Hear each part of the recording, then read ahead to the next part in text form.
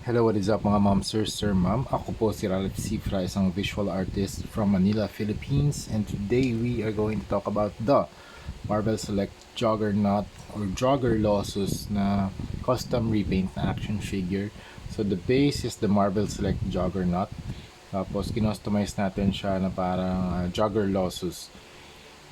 So ang ginawa natin, recap ko lang no, dun sa gagawin natin ginawa natin custom repaint. So nag-custom ako ng sculpt dito sa likod.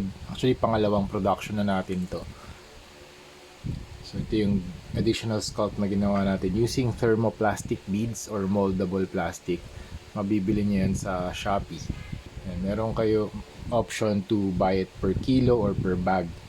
Tapos kapag mainit siya, actually ang process doon, iinitin niya, nasa bead form siya in plastic bags. Tapos bubuhusan niyo siya ng mainit na tubig.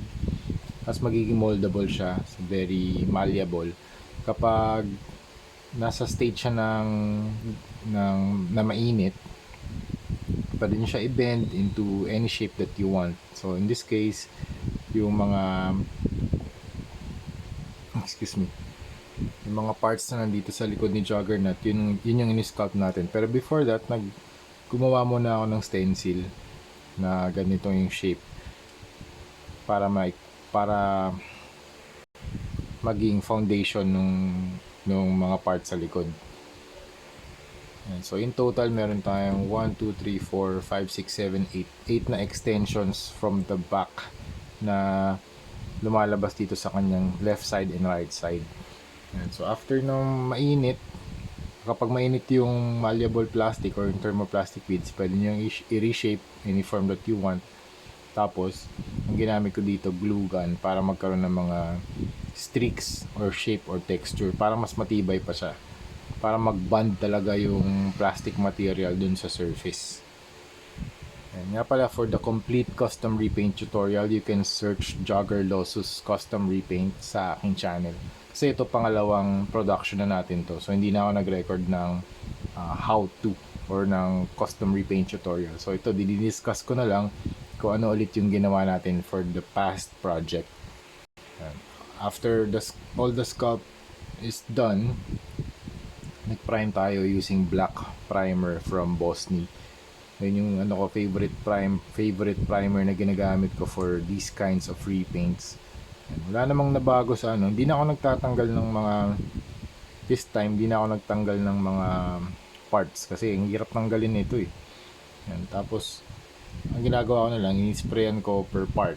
So kung wari ito, first pass. Tapos second pass, iangat ko to para ma-sprayan ko yung kanyang mga parts na hindi ko na-sprayan in the first pass. Tapos second pass, tapos third pass, i-bend ko to. Ngayon, para ma-sprayan ko naman to likod. So ganun yung ginagawa kong technique.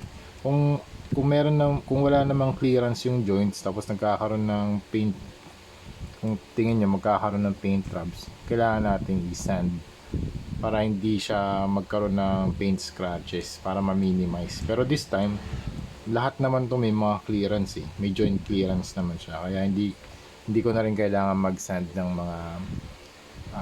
mga surfaces. Kasi usually, yung mga action figures naman, may mga spaces naman yan between joints para ma-move natin na mas madali yung mga joints nila.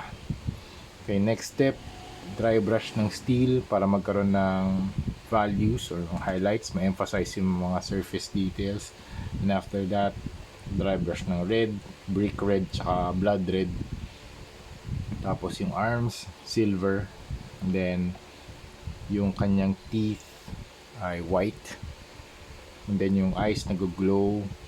Tapos ito, leather brown, dark brown, leather brown, tsaka cargo brown, and then earth tan. Yun yung mga ginamit kong paints dito.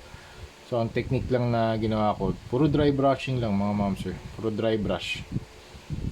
Yan, puro dry brush na leather brown, earth tan, tsaka yung skin tone, basic skin tone para magmukhang mas para ma-apply natin yung highlights, ma-define talaga yung sculpt detail.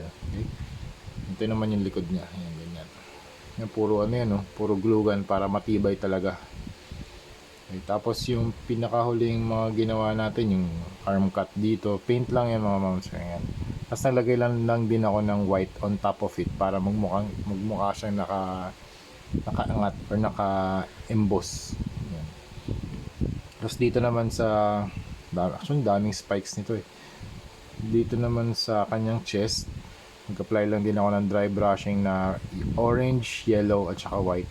Tapos detailing na lang tong mga stripes sa chest from the middle palabas to the outer part of the chest. So yun yung ginawa nating paint application dito kay Jogger Losses. This is parang ito yung isa sa pinakamahirap na ginawa kong project, pero kung paulit-ulit ko siyang gagawin, mas madali na lang for me kasi ito pangalawa na to eh. So mas madali na to dun sa previous project na nagawa ko. Kasi yung first talagang ang taas ng learning curve. Di ko alam kung kumbaga parang first time ko pa lang din to ilalapat sa likod niya. Tapos ilan ba yung kailangan kong gawing extension sa back, ilan yung spikes. Ngayon at least kung second or third production, alam ko na kung paano gagawin. So in the future, mas mabilis ko na magagawa. Okay? So that's it mga ma'am sir. Thank you very much for watching and see you sa next video. Bye-bye. And mas close up. Right. Wala namang nabago sa articulation, ganun pa rin. So for the top coat, ang i-apply natin dito yung Bosni Flat Clear. Okay? Thank you very much for watching and see you sa next video. Bye-bye.